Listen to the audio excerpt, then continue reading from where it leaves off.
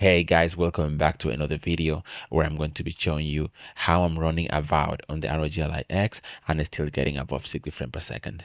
Alright guys, so first to get started, I want to show you that I'm on battery right now. It's a performance mode and that's a 17 watt.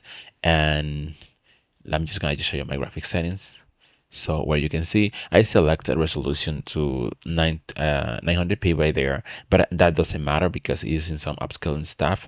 So even if you choose 1080p, you'll be grayed out because since I'm using window and full screen together, it just using some upscaling in there in order to get you that resolution.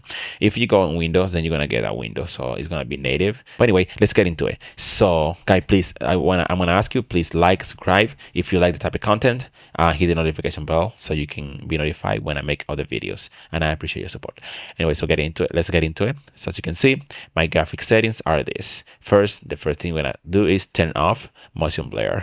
I unlock the frame rate above 60, but it's not worth it because I'm using a capture card limited to 60. That's why you won't be able to see anything above 60, which is telling me that I need to buy another capture card. But the channel is too small for me to invest in another capture card.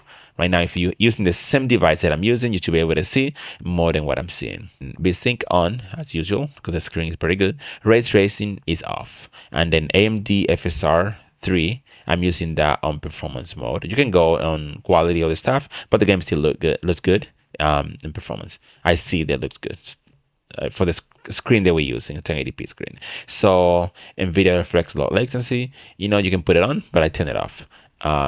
Graphic quality is on custom because I did the changes right here, which is the important part, which is view distance in low, shadow quality in low, texture quality on medium, shading quality is on medium. Then we have the next one on low, which is effects quality, and foliage quality medium. The other setting is post-processing quality is on medium, and then reflection quality is in low, and finally we have global illumination on medium. And then what we're gonna do, guys, like you're gonna have to press X to apply the changes, right? You'll be asked to do that. But myself, I'm grayed out because I don't do any changes. So let me just hit continue here so you guys can see. Okay guys, so the thing that I want to show you in the meantime is this is the app that I'm using. It's called Lossless Killing. This is the app that I'm using to get a better performance, right? But right now, as you can see in the left corner right here, we have like a 30 plus frame per second without settings, right?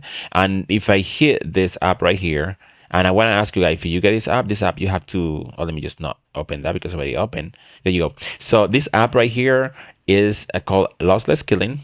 And this app is on beta right now. You can buy it on Steam. I think it's cost $6. I don't know what it is. Something around there. I bought this a while back. I haven't made a video completely on this and I haven't recommended because I noticed something. Some games will work and some games still doesn't work. Even though I know it won't be perfect, it won't like every game's work perfect. But I found that it was a little bit tricky in order to make it work. But if you go ahead and buy the app and you're gonna see the settings that I'm using here, just take everything that I'm doing. I'm just like a 2x. If you can go 3x to triple the frame rate, which I'm not doing that. So I think it's not needed. But look at my settings right there and follow that, and you're gonna hit right here. You're gonna hit a skill, and then you're gonna go to the game you're playing. You have 5 seconds to choose that. And right now, as you can see, this is the game playing and how you call it, with that activated. But as you can see in the left corner of the screen over there, so we have an average of 60 frames per second here. Like it's go up and down a little bit, but that's on battery 17 watt. So let's change that to 25. Okay, so now we are on 25 watt, and you should be getting those 60 locked if you have a locked.